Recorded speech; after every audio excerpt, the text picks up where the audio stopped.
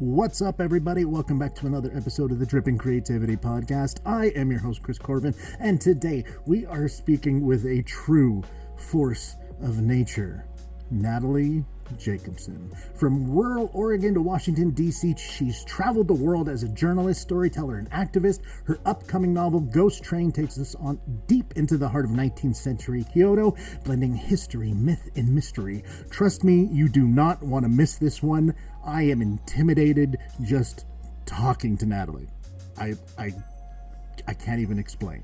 Before we jump in, don't forget to like, subscribe, leave a rating wherever you happen to be listening, and share the love, because I would appreciate that. Now, let's dive right in. Natalie, why don't you introduce yourself to everyone? Hi, thanks, Chris, so much for having me on. This is wonderful, and I really appreciate this. Hi, everybody watching and tuning in. I'm Natalie Jacobsen. I am a DC author, creative, writer, former journalist. I grew up in the Pacific Northwest, lived in Asia for a few years, and now I'm an East Coaster for the time being. But yes, there's a lot in my, I guess, semi-storied but very fast career changes that I'm excited to talk to you about, and some projects I'm working on.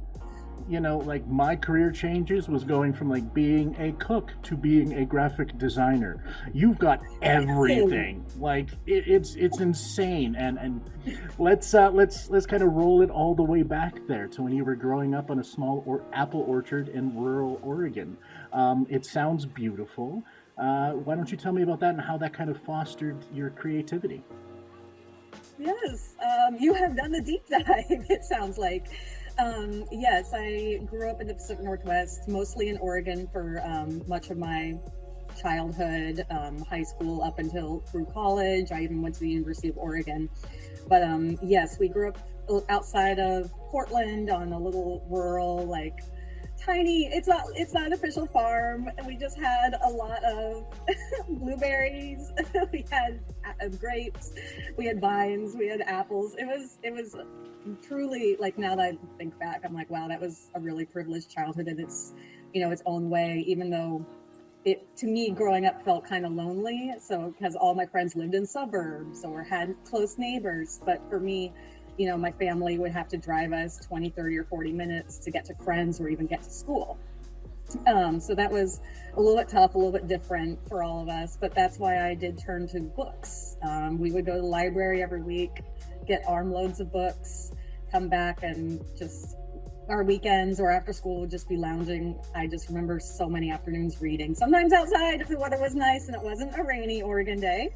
So summers were the best, and so my sister and I just devoured so many books. And then around middle school is when I first realized, like, oh, I can also create my own worlds. So I did a lot of experimental writing back then, and I would show my mom, and it just kind of progressed from there. It just turned into opportunity after opportunity, for which I'm just so grateful that my parents were both encouraging for the creativity and giving me my space to grow my passion. And I just wound up having the perfect environment for it. It took a while to get here, but it's always been the cornerstone of my life, is writing.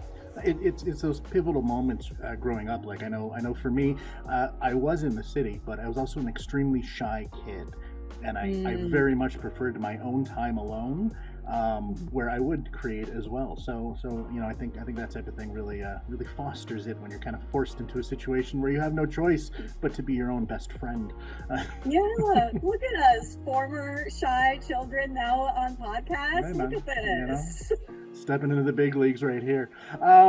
Is there any specific kind of memory that you have from going up there which kind of really sparked the storytelling thing? Like, do you remember a story that like gripped you so much as you were writing it that you're like, no, this is what I need to do?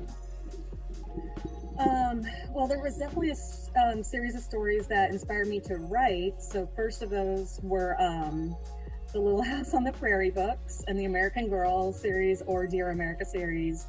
I loved all of those. I loved the historical fiction aspect. I loved being able to read and imagine what life was like, and also how that affected society and continues to be felt today. But a lot of my early stories were truly fantasy stories. Gosh, I so vaguely remember my very first one. It was something related to Lord of the Rings. It was like a different kind of hobbit species. Yeah, and it was really just like you were having a garden party and something went wrong.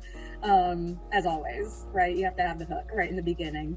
But then it was Harry Potter series, actually, as controversial as it is today, the writer at least, um, who that inspired me to write, because I did go into the fan fiction realm there, and I just loved where I took the stories and what I could do with the characters, and that was really great practice for me on character development, plot devices. Like it, that really pushed me creatively, but it gave me a foundation of something I could refer to, so it felt familiar.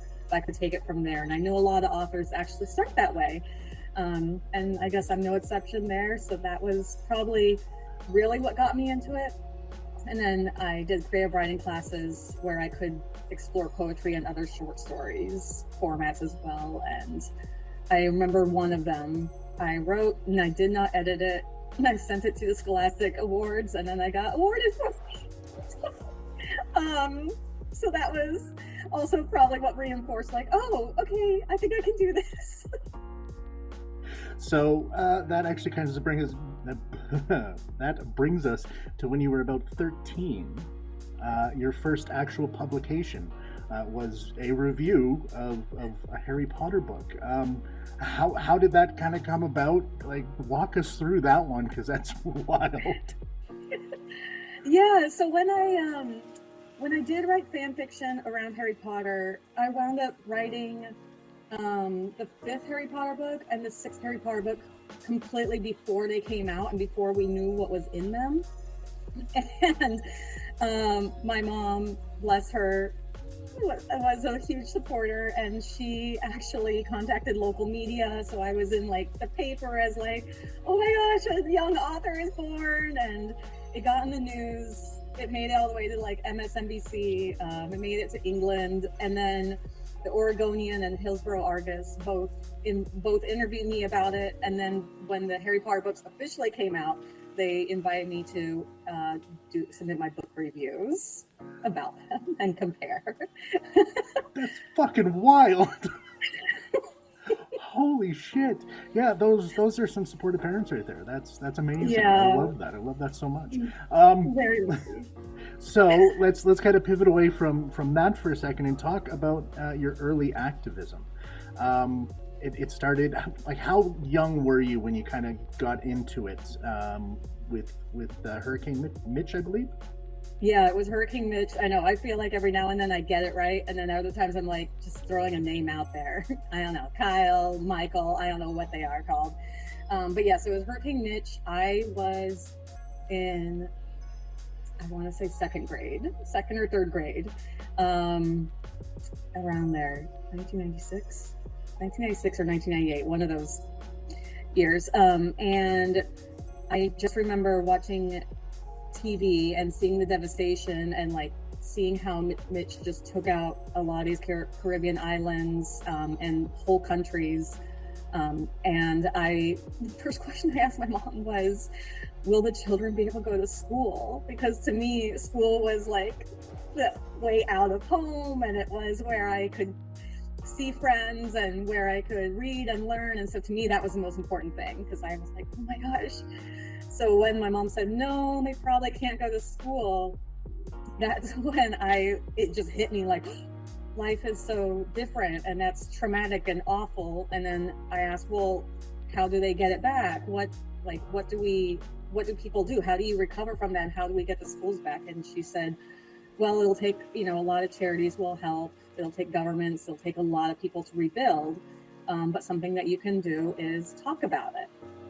And that probably did spark a little bit of the communication manager in me. That's what I do now as a marketer, and I work in charity now. But yes, I immediately wrote a speech, and I'm sure my mom helped edit it. I have not that's kind of a blur, but I do remember then, like, the montage cuts ahead, and suddenly I am standing on a stage at my school giving a whole speech and asking people to donate. And sure enough, we filled the entire hallway of the school, and then it was loaded onto a bus and shipped down to the affected areas. So that was really cool. That's crazy. Seriously, it's the craziest life. Craziest life, man. Oh, okay. So then after all the fame and helping that happen as a child, you decided to head to the University of Oregon. What did you do there, and how did that kind of influence the writing and activism and everything going forward? It was a disaster. I was not ready for college at all. That's where I guess being kind of that straight A student who had so much praise and support, then suddenly the floor fell out under me and I was not ready to grab onto anything, and it was a totally different change in my life. But I did explore journalism, and I went into film and media. I studied Eastern Asian history. So I found a lot of things I was passionate about while I was trying to meet the qualifications to graduate. And it did constantly shift my perspective and what I wanted to do, because I mean, those are pivotal years and you want to do everything, but how can you with, you have your amount, the financial package that you have, and your limitations with time and so many years, and what it is you can do and can study. I did my best to cobble together some kind of study and degree that made sense to me. And it did show me too that a lot of storytelling can happen in marketing and in journalism. I was a very creative writer in high school up until college, and that's when I realized that a lot of my passion was also in informing people and teaching, because I felt like I was learning so much. I was like, wow, shouldn't everyone be this passionate and want to learn something? And I realized that there were a lot of people who do need their stories told. So I thought, okay, I'll do that and help through journalism and do my best to get some information out there that people can use to make decisions or stay informed and whatever matters to their life. Man, so eloquent. It's like you do this professionally. Oh my God. It's crazy. It's crazy. I'm shaking. You and me both. You are intimidating. Sorry. I'll bring it back down. Okay, so you graduate, you do all that. You love writing at this point. I mean, if you didn't, there'd be something very wrong here. Is this when you decided to go live and work in Japan? Yes, that is. And there's another twist to it. My best friend at that time, he went to high school with me, and he moved to Japan before me. He graduated high school, and literally the next day he got on a plane and he went to Japan because he had a dream to be a pop star. And he is one. He is a famous pop star over in Japan. And so I went over there to, yes, pursue writing and other avenues, but also kind of in tandem a little bit to support him as well, because I was a photographer and videographer. I had just come out of college studying it with those degrees. So I was able to work on him creatively on some albums and television shows as well. So it was a small little partnership, friendship thing that we had going on. And it just kind of blossomed from there in terms of like careers. One sec. So you were a child prodigy when it came to writing and all of that. You go through school, you have school, you meet a best friend. Not only does your best friend have a wild dream, goes and follows it, and then fucking becomes it. Yeah. And you're like, shit, yeah, let me help you. Who the hell are you? Wow, I wish I knew, because my diary sure doesn't. Holy crap. There's going to be a Lifetime movie made about you at some point. You know that, right? Oh my God. Well, that's really flattering. I hope it's a Hallmark Christmas film. I can only. If only you were a princess. That's the only thing missing out of this. In a fake Eastern European country. Hey, they're all real to me, okay? They're all real to me. Yes, I have watched them, okay? So while you're over in Japan helping somebody become a pop star, what other kind of experiences and what did you kind of take away from being over there? So I was pretty much most people, except for him, apparently, most people who live in Japan who are not from there wind up teaching in some capacity. So I did do part-time teaching, and that wound up showing me a lot of immersion in the culture in general. So I was just exchanging stories. I was meeting so many people and gaining so many perspectives, because I think a lot of the world sees Japan in two ways. They see the far spectrum of like anime and neon and cute and loud and action, and then they see the Kyoto, like, praying and peaceful and zen, like, and the real Japan is mostly in the middle, just like, here in the United States. I don't know if we really care for the stereotype of like everyone is fully armed and everyone rides horses to work. There's stereotypes for every country and culture. And in Japan, I was really breaking down those barriers and learning like where the true Japan is. I wish I had the time and lives to be able to intimately know and understand every culture and country like I did Japan. But that was my chosen home for many, many years. And then I did it through, and I expanded my own knowledge through teaching. And then I also took on a few writing roles. I was a writer, editorial associate at Tokyo Weekender magazine, and I did a lot of freelance writing for so many publications. I don't think I could list them all right now, but it spanned from like kind of tourism pieces to some investigative pieces. It highlighted the LGBTQ community. I talked about animal rights, which are abysmal in Japan and still kind of are. And then I also worked a little bit in television and some films with friends and different community projects. It was a hustle. I think at my peak, I had like 4 part-time jobs at one time. And that was a rough few years. Well, that kind of transitions nicely into your transition into the TV and film then, as you were just talking about there. What kind of led you into that? Where were you at that point in your life, and what was happening then? So kind of as you start to do one project, more come your way. So it was really getting involved in the community. The first, of course, was working with my pop star friend. I should probably just say his name. His name is Nicholas Edwards. You guys can look him up. He does really funny TikToks and cultural kind of comparisons, and he has really good music. I think he has at least 6 albums out, and he tours a lot. Anyway, lots of fun. But yes, he started to get on singing competitions and other talk shows on TV, and his manager kind of helped push me into that as well. So I was kind of doing some behind the scenes stuff, working a little bit sometimes in editing or in photography, a little bit in marketing. And then as I got to know more people, I was connected to a couple more projects. And I also wound up furthering my education with the New York Film Academy. They opened up a school in Kyoto, and it was That in was an the Edo next era. question. An Edo era set. So that can read your mind. So that was also then what propelled me a little bit further into projects. So how did your time studying at the New York Film Academy help influence your creative approach?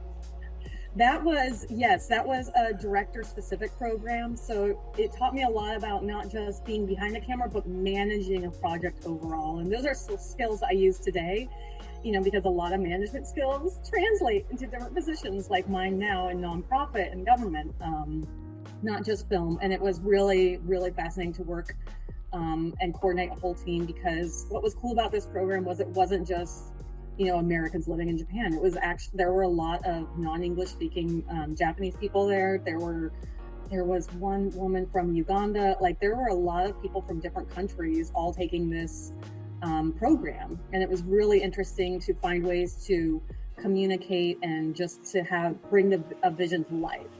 It was a lot of compromising and learning directional skills. It was truly fascinating and a very eye-opening and fulfilling experience. So, all right, so we're done with that one. Now, is it at this point you decide to come back? It is around there. I believe I finished that program a year or two before I returned to the United States. That was actually, I'm not putting blame on anyone, but my husband got accepted into law school, and that's also a life-changing experience. And that was like also a time when we kind of put a bow on our little experience in Japan and said, you know what, we have been here a number of years. It probably is time to move on and, do something else with our lives. And I'm just so grateful for my time there. When I tell you that it was a rewarding experience, like you don't understand how lucky you are until you're taking a $50 flight to Thailand for the weekend because you can. And now I look at tickets to Thailand, I'm like, why are they $2,500? It's just like taking a Southwest flight, but just to different countries in Asia. And yeah, that was an incredible nearly decade for us there. He was in Hong Kong for a little bit, and then he moved to Japan. We had met at the University of Oregon, and then we got married in Tokyo right before we moved to the United States, and that's how we wound up in Virginia, because that's where he went to law school. So it was kind of chosen for us, and that's okay because things have worked out. If you were to kind of take a red pen to all the different places throughout your life there, it would be a really interesting thing. Really interesting shape. Yeah. And you know what's interesting? Oh, and you know what's even more interesting is that we both agree that we had more culture shock moving to Virginia than we did moving to Asia. Really? Why is that? It was, I think, because we both grew up on the West Coast, we got to know a different side of the United States, like literally, geographically. This was our first time residing in both the South and the East at the same time, and it was a completely different change of pace, different change of life, different weather. The humidity is something else. It's not quite Asia level, but it is something else. And we both found our groove here, but it did take quite a while. We were just surrounded by so much rich generational stories and families, both wealthy and not, and just all these divided kind of cities. It was just a very different, eye-opening experience that really kind of shook us a little bit. And of course, going back to law school, that was tough. And looking for jobs and trying to say, like, we both worked so much internationally, but then companies here in the US, just the work doesn't translate. So it was almost like starting over. So it was a very shocking experience all around. Well, definitely. Yeah, no, that makes complete sense. So then what kind of made you want to go, I really want to spend my time doing some nonprofit and government things? So there was a little journey here. After some work in Virginia, I did a bit of journalism, and Charlottesville was an interesting city because it's big enough to feel like a lot's going on, but it's small enough where once you get integrated in the community, you're really in it. And there's so many things happening and everyone is helping everywhere. And that's what happened with me. I was very fortunate that my work in journalism there actually got me connected to people who were in events and festivals, and it was nonprofit run. So I was able to work with them on promotion and writing content. There's that writing again. And then I worked on a little bit of film, and that was around the 2017 Unite the Right rally. So there was a lot going on in those years, the few short years that we were in Charlottesville. And it kind of coalesced into this experience of like, oh, I can take my journalism and my passion in telling stories and apply it to nonprofit, because that's also storytelling and it's also helping people and raise voices in an uplifting way and trying to do good in society when there feels like there's so much negativity. It was a tough period to be in that city during those times, but it was also a very enriching experience in a way. It was a way that just shines its light and tells you, like, you need to do something.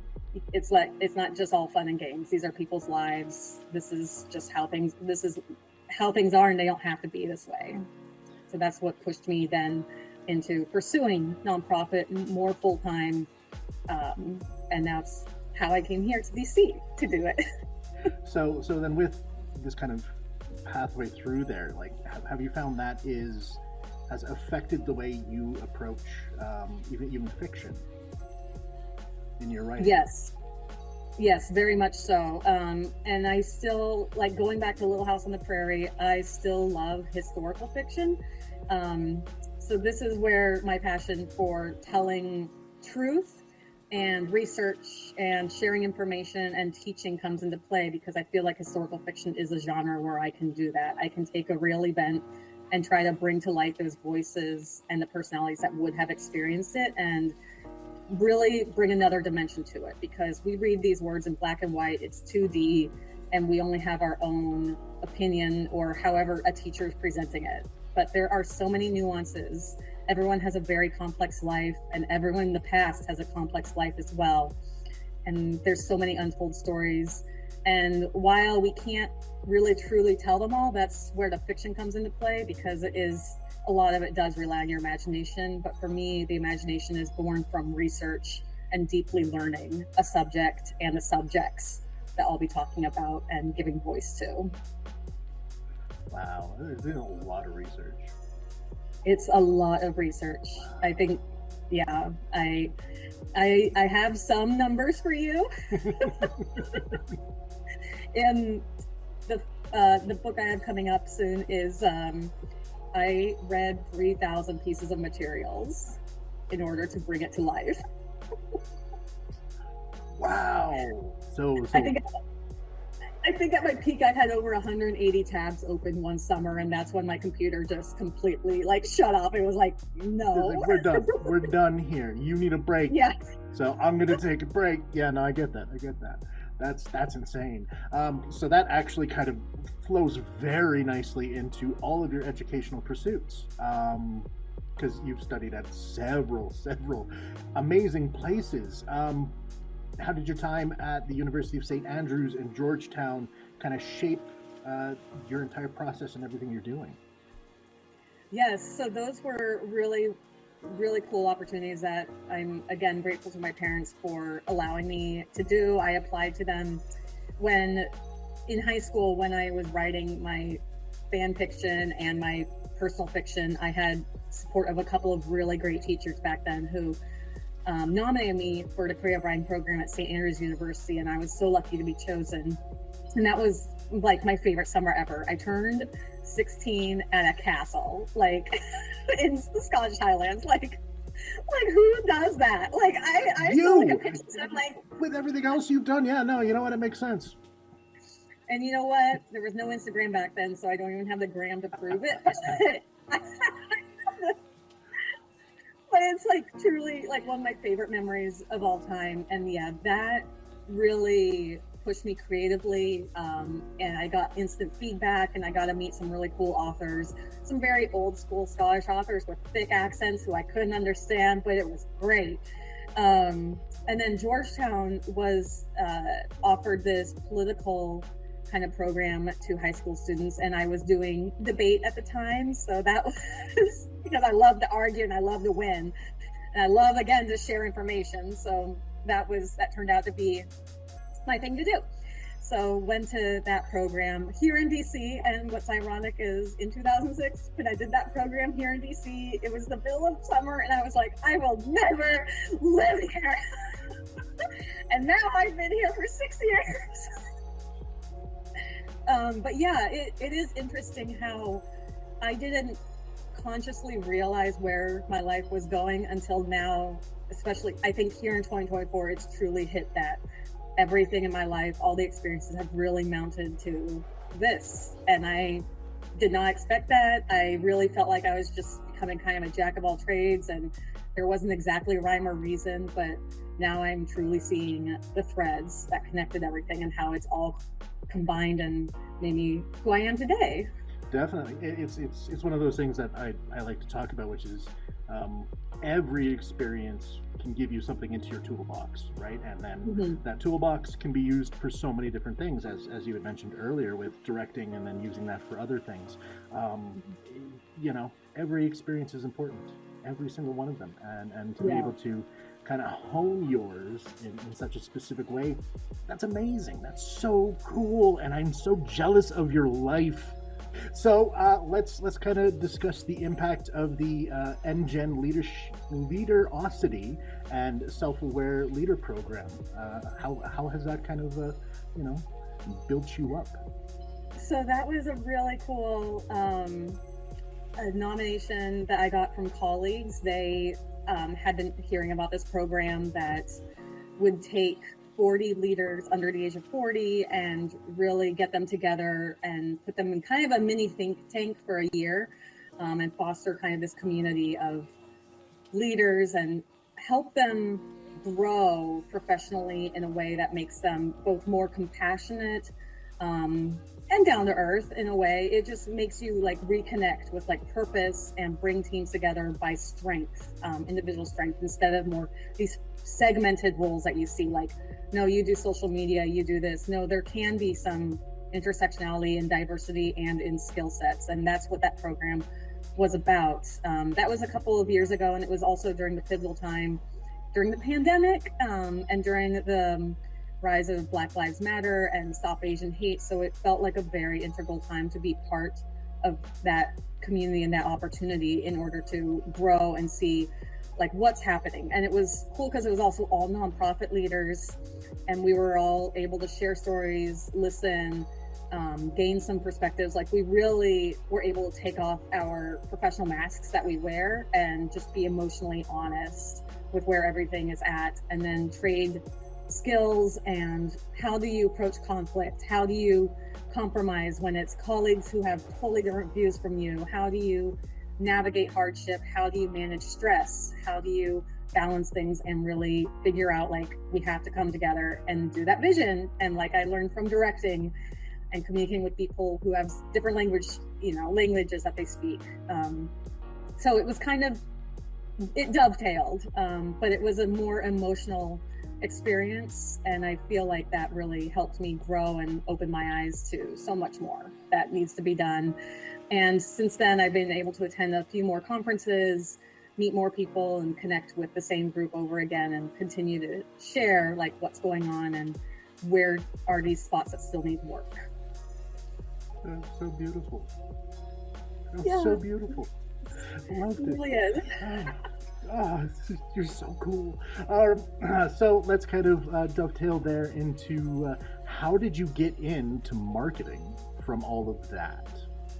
So I started doing a little bit of, so this is what I realized, because I was just trying to think about where did I start doing marketing, and then I was going to say Virginia, and then I was like, no, I did it a little bit in Japan, and then I was like, wait, I've been doing marketing all along. Marketing is about talking about yourself, talking about your stories, selling yourself in different ways, and that's in journalism. The famous clickbait headlines, that's marketing. How you communicate stories and pitch editors to publish your story, that's marketing. Promoting a festival, that's marketing. Getting on social media and talking about your documentary, that's marketing. So it sort of dawned on me that I have all along been doing marketing. So in Japan, one of my last jobs I did was get into the tech industry a little bit and help with writing a bunch of articles for their website. And it was a segue into marketing a little bit. And then I was able to take those skills and continue to make them bloom in Virginia when I worked for the festivals. And then from there, I had a really awesome connection that showed me an opportunity in DC. And that was my springboard into a full-time marketing role where I could let all my hidden talent shine and really build up so many more. Like, it's been a crazy whirlwind 6 years. I never knew I would be there that long. And I love it. It's rewarding, and it does bring together a lot of my passions. And it also gives me a work-life balance, which I never really had when I was hustling for like over a decade. And that is a privilege in of itself, to be able to have a space where a job is rewarding, challenging, it makes you feel good, and it gives you a balance. Like, I couldn't ask for more. And speaking of rewards, let's talk about awards and recognitions there, because you've received numerous awards, including the Scholastic Gold Key Award, Journo Hero recognition. What does that mean to you, like to have all those kind of under your belt? I mean, that it's very strange and kind of surreal, and I don't really I guess I list them, but I don't personally put a whole lot of attribution to them, because to me, I felt the award was accomplishing my goal, which was finishing the story or the project or getting my word out there. So the Scholastic Gold Key was based on a short story I wrote in high school about a prostitute in Las Vegas who decided to change her life. I have no idea where that came from. Because I've just been writing Harry Potter, and then suddenly that story came out. Makes sense. And that was a really cool affirmation that I felt like, okay, I can do it. And then I went to college and promptly changed my direction into journalism.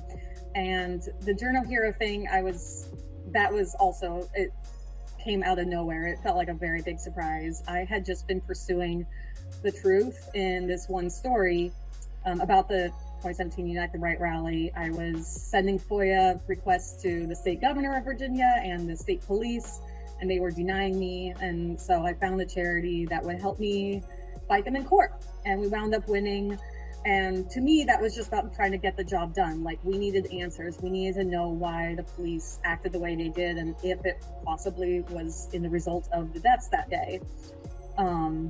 And to me, that was just part of the job, was pursuing the truth. But then when I was recognized by the International Women's Foundation in Media for that, I was just blown away, because I was like, wow, some of my heroes in journalism actually have gotten that. So I think I still don't, that doesn't still feel real, but I'm very, very blessed.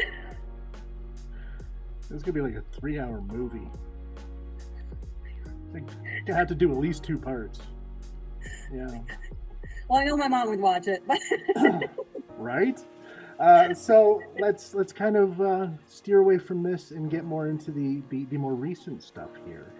Starting with one of my favorite things of the week, which is Folklore Friday. Where'd the inspiration for that kind of come from, and what made you really want to go for it? So part of being a writer and wanting to be an author is to find your people and build your platform. And that means marketing yourself, and you really have to find your niche and your little corner on the market. And that was really difficult for me, because I have constantly been changing what my interests are. My interests are expansive, and I want to include them all so badly. But it's very hard to say, like, I'm going to sit and talk about anything that's just on my mind, because how do you sell that unless, I guess, you're really, Meghan Markle, and she can probably sit and talk about anything, and millions will watch. Well, that's very sweet, Chris. Thank you. But most of the people would just say, like, who is she and why is she sharing all this? So I realized that when I was writing more creatively in my upcoming novel, I had a lot of knowledge from folklore, especially in Japan, and I saw so many people wanting to learn about folklore that wasn't Greek or Roman, or just a lot more of these well-known or well-understood literature, stories or folklore. So I thought, like, hey, I can help talk about these, because there's a lot of resources in Japanese, and there are a couple of really good creatives who work in Japanese folklore too in the United States, or who are translating the work. But I noticed that still a lot of people just don't know about them. So I thought, well, I could probably help contribute, especially in these bite-sized pieces, because there are longer formats, or there's a lot of reading formats. And I thought, well, I'll try and do these little bite-sized ones and make them a little bit fun and show people how it can apply to your life and what little morals you can learn from them too, because just like any folklore, there's actually a lesson behind them all. And to the people in Japan, like, that's history, and that's real to them. It's not just something that's like, oh, that's a little fantasy story. It's very interesting. So to me, it's a little bit journalistic, because there is a root to it. There's a reason that this story was born. Whether it's a ghost story or misinformation, there's something behind it that is a little bit real. And I think you do a very good job with curating all the information, putting it all in there, and adding a little bit of humor. I love them. I think they're awesome. Thank you. I have a really fun one coming up this week. No more dirty bathrooms. They're good there. No, but It's a butthole demon. I'm sold. I'm so there. So there. By the time this comes up, it'll actually be out, so people will know what we're talking about. I could probably link it right here. So we've got that. You decided you want to start writing more, becoming an author and all of there. Where did the inspiration for Ghost Train come from? That was a story that I started writing in 2010. I was taking, long time ago. It was my last year at the University of Oregon, and I took a screenwriting class. I actually took the screenwriting class with the writer of a Goofy movie, Chris Matheson, and Bill and Ted's Excellent Adventure. He also wrote that one.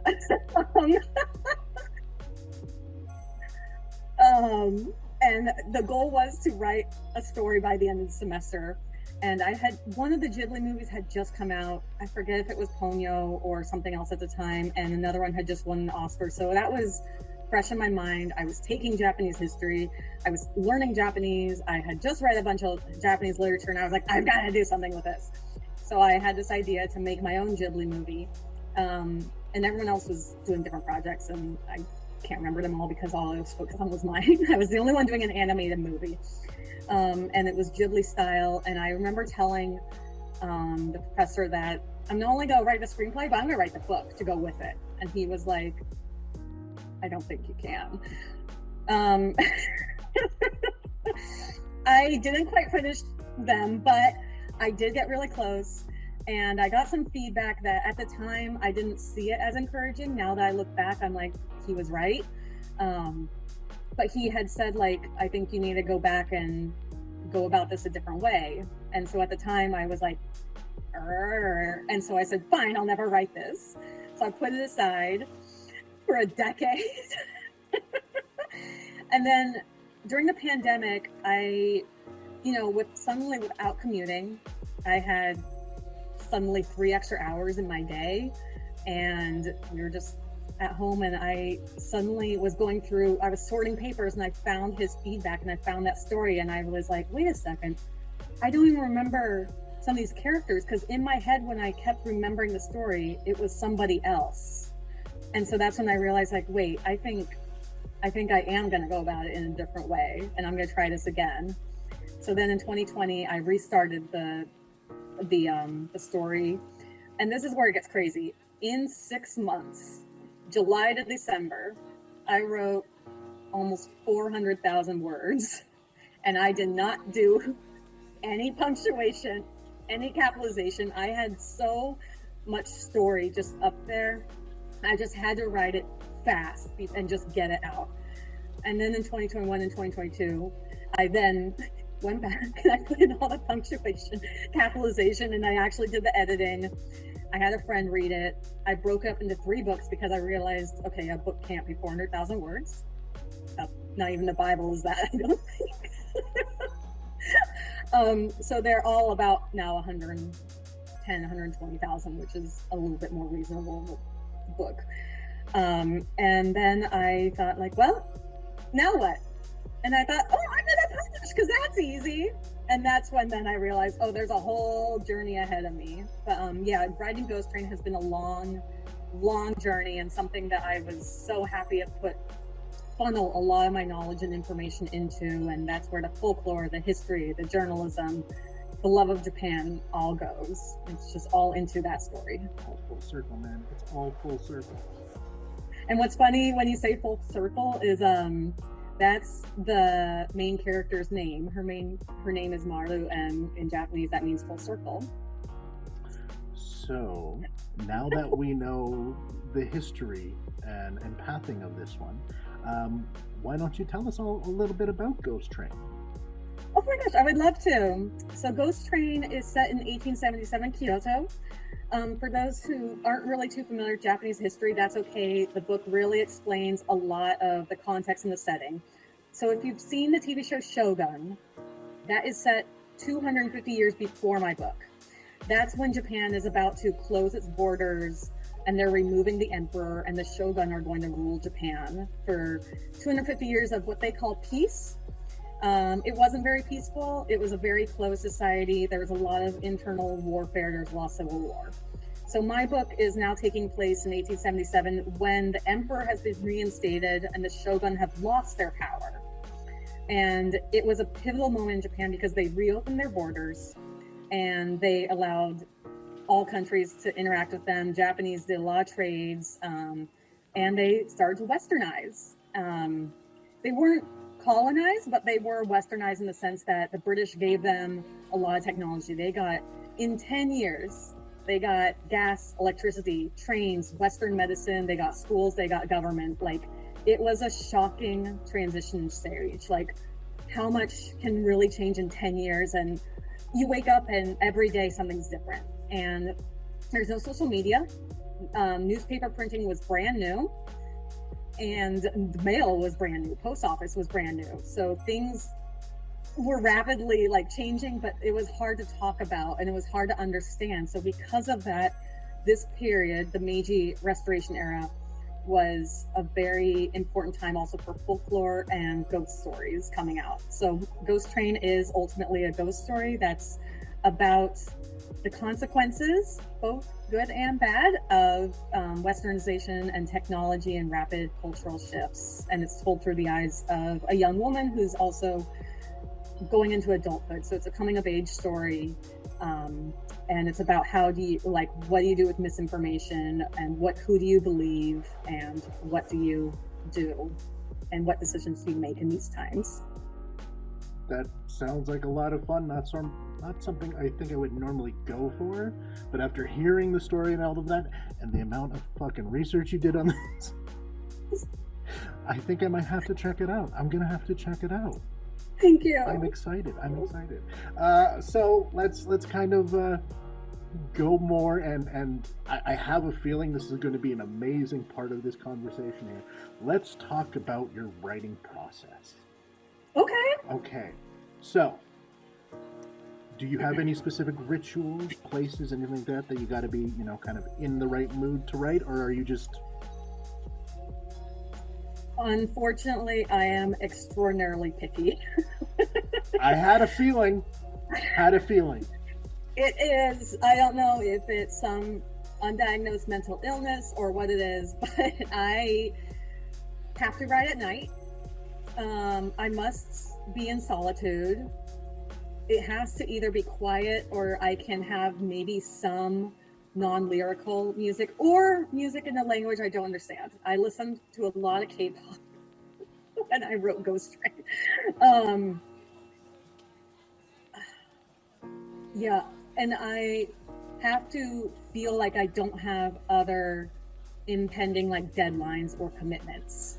A lot of stipulations. I am very picky, and it's awful, and it's really hard to find time to write. So I really need I can write if I have an editor tell me I have a deadline. I thrive on a deadline, but if I'm writing creatively and it's a brand new project, then I have to create my own atmosphere and environment. But there were a lot of nights where I would just stay up for hours because I'd be on a roll, and suddenly the sun would come up, and I'm like, well, okay, there it goes. But yeah, people who are part of the 5 a.m. Writers Club, I tried it. I cannot do it. And people who write on trains, I've tried. I wrote like a page and then I was like, I hate this page. People who can write on vacation, I'm like, I just sit there and I tinker at things. I'm like, wow, I just want to play in the beach. So yeah, I have to be kind of at home without anything else going on. And it is deeply unfortunate and troubling because I would love to be able to just write a little bit more freely. So my process sucks. That's a t-shirt right there. I like that. So then really quite nicely goes into how do you balance writing with kind of all the other professional and personal things that you have going on?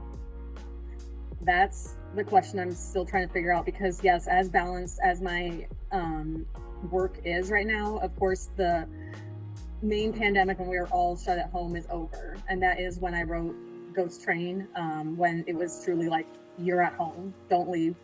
Took it seriously, stayed home and wrote. But now that I go out, I travel, I see friends, and there's things to do for work that are after work, it has completely shifted my schedule. So I do have to find a new groove that would work. And I'm still working through that. Right now it's tough, especially because I'm working on marketing Ghost Train and working on a lot of little projects that are tied into that. I have started a couple other projects. I've gotten halfway through a couple of them, and I sometimes take a pause in them when I feel like I'm mentally working through a problem or a plot hole. And I know I'll have that aha moment and I'll keep going. But for now, I'm telling myself it's okay. You can write them anytime. Just focus on the priorities. And when the idea comes to me, then I will return to them. But it is tough. I don't just like sit down and say like, okay, I'm going to write tonight. I do wait for that like aha moment. And I don't recommend everyone live by that. I know everyone has their own styles, but that's just how I am. You know, I mean, if it may not work right now, but as with everything else, it's going to help develop into the thing that just clicks for you, and then you'll be able to do it no problem. And that'll be even more crazy. Absolutely. So what type of writers and creators throughout the years have kind of influenced your style the most? Aside from, so in childhood, oh my gosh, I just had her name. She wrote My Side of the Mountain. Jean Craig George, Sharon Creech, Laura Ingalls Wilder were my childhood kind of writers who really shaped who I am. And then I'm gonna say Louise Eldridge and Amy Tan are both really good at really amazing writers with generational stories and historical fiction and modern fiction as well. And I just adore their styles, and I feel like I always just come away just like wowed.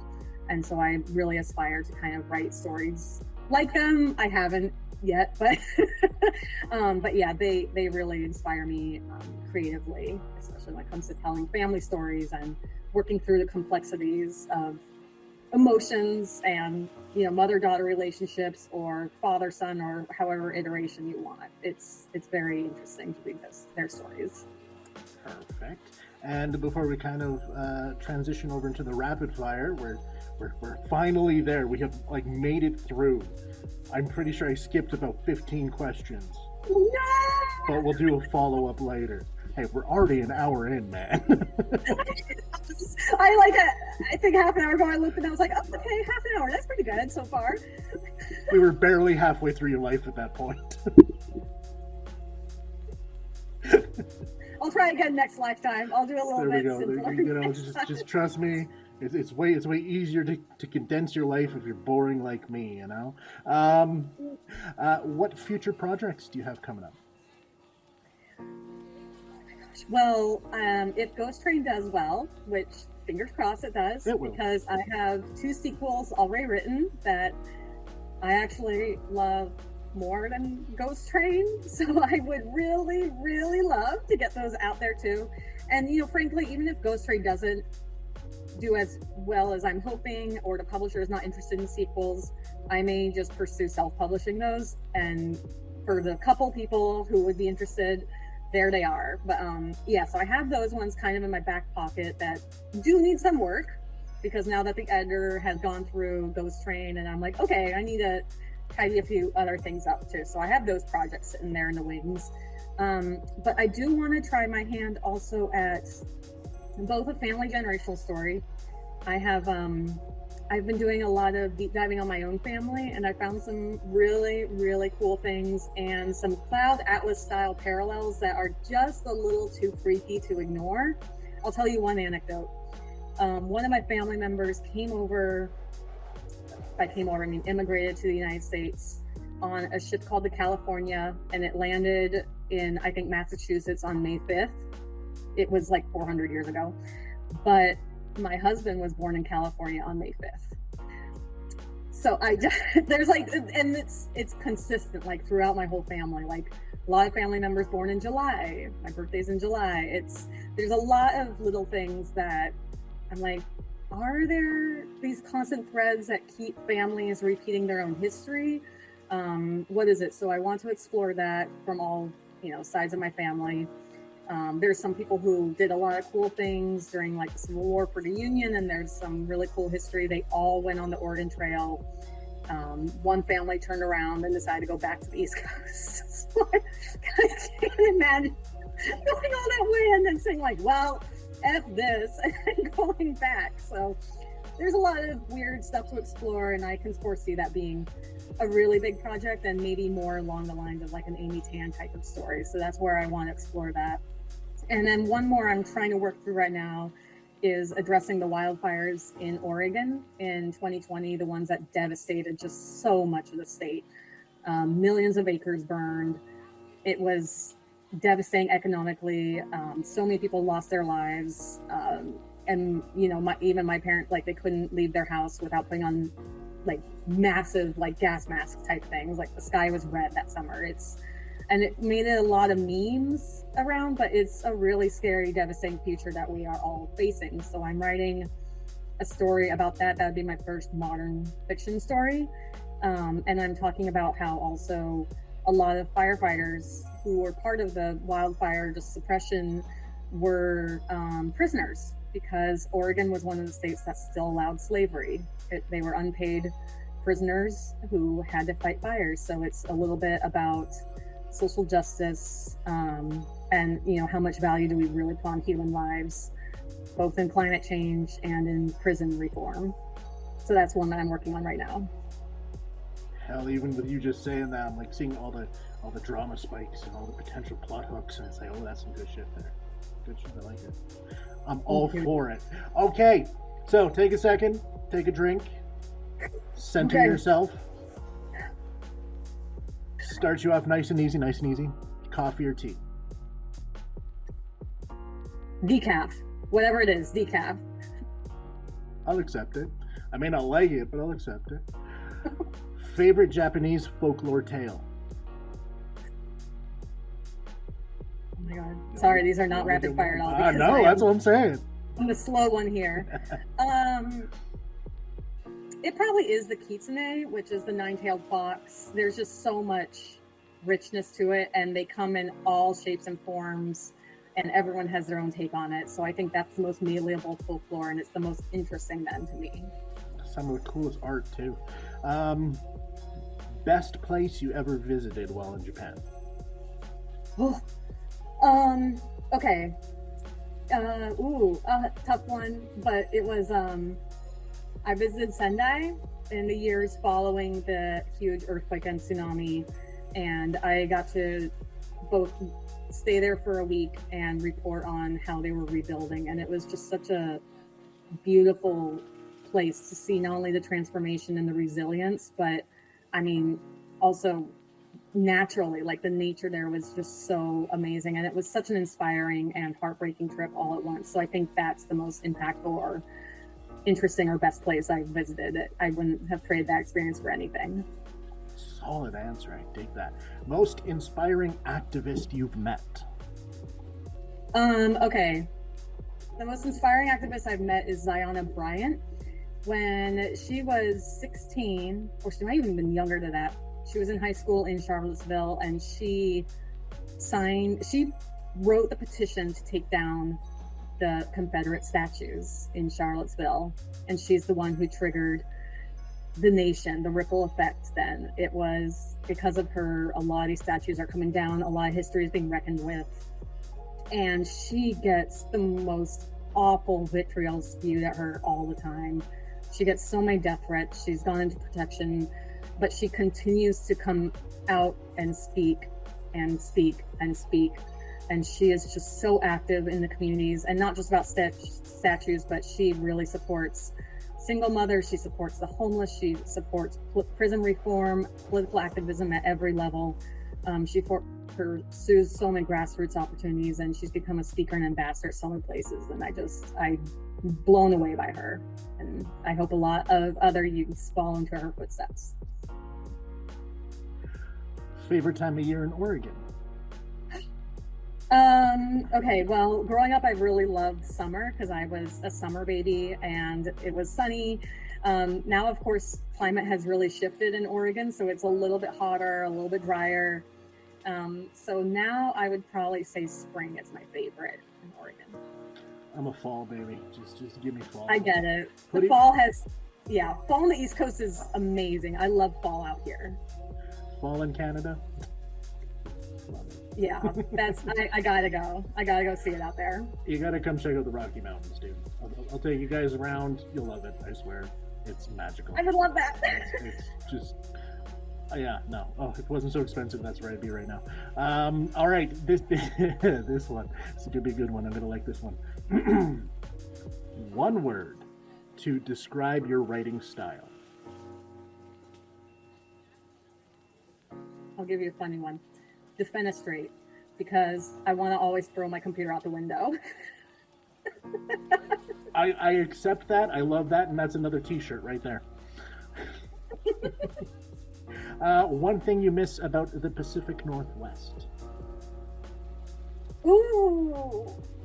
Okay, no, it's the variety of geography. I'm sorry to the East Coast, but these mountains, they're not mountains. You mentioned the Rockies. I mean, yeah, I'm sorry.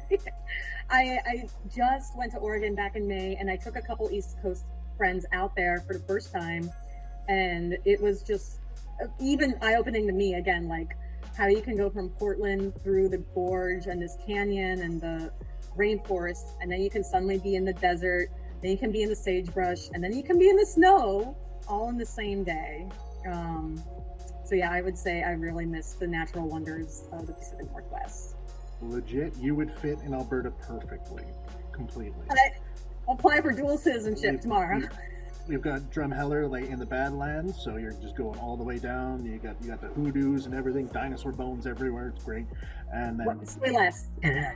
You said dinosaur bones. I'm there. oh yeah, one of the North America's best, and like an entire museum there that's all dinosaurs that they found in the I have area. dinosaur bones on the shelf back there. Hell yes, hell yes. Most impactful moment in your activism journey. Ooh. I got some damn good questions. All right. Like, Yeah, you do. I'm You on keep like, fire. oh my god. I mean, I guess I'll probably say it was. Ooh, okay. You know what? After I gave that speech in elementary school, I got a Oregon Youth, like a Good Deed Award. And with that award came a computer, and it was my first computer, and that was the computer I wrote all my stories on. So I'm gonna go back and say that speech changed a lot of my life. That's a core memory. That's a perfect choice. I love that answer. That's so good. So because of that one thing. Yeah, it's when you do good and then it comes back tenfold. That's exactly what happened. That's amazing. I love it so much. Best part of making Folklore Friday videos. Definitely not the filming process, because I sit there and I fidget and I'm like, oh my god, I hate this. So I'm gonna say the research, and also like right up there is the engagement, like the people commenting and sharing and like asking questions. I love it. It excites me when I see other people excited or inspired. So that's just something I thrive on. I love that. I love sharing things that make people like be like, oh hey, I'm gonna do something, or I love that. Me too. It's amazing. I love it. One Japanese phrase everyone should know. Ooh. Okay, I'll be a little bit corny here. It's probably on those like top 10 like words or phrase lists that you can find anywhere on the internet. Well, I'll go for it, and I'll just say ganbatte. It's something that means like go for it, do well, be well, you can do it, all melded together in one like really great, empowering, like encouraging phrase. Wholesome and sweet. That was amazing. Okay. Sell me Ghost Train in 3 words.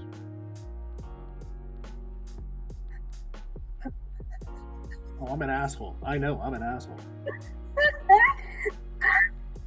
I'll do this. Wait, I'm trying to stop. No, don't block my process. It's ugly.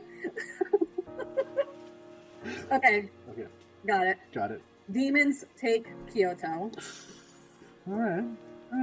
You know what?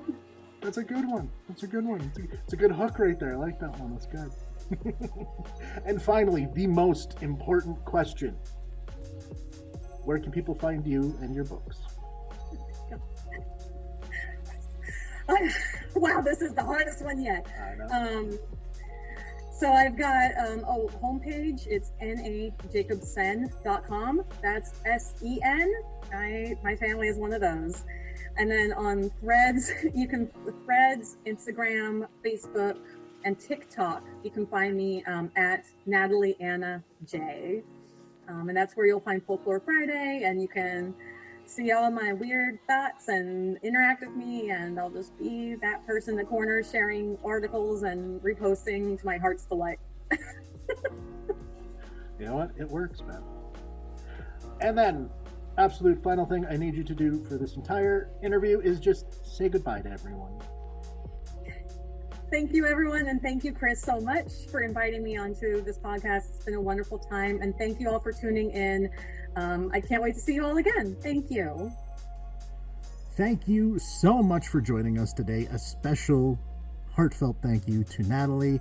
You are absolutely amazing, and your journey is truly fucking wild. And thank you for giving us a glimpse into Ghost Train. Remember to keep an eye out for that book's release on October 15th, 2024. If today's conversation resonated with you, be sure to like, subscribe, leave a review. It really helps us reach more creators and storytellers and more listeners. That would be fantastic. I've been your host, Chris Corvan. This has been the Dripping Creativity Podcast, part of the Creative Coffee Cafe Network. Remember, stay creative, stay inspired, and until next time, see ya.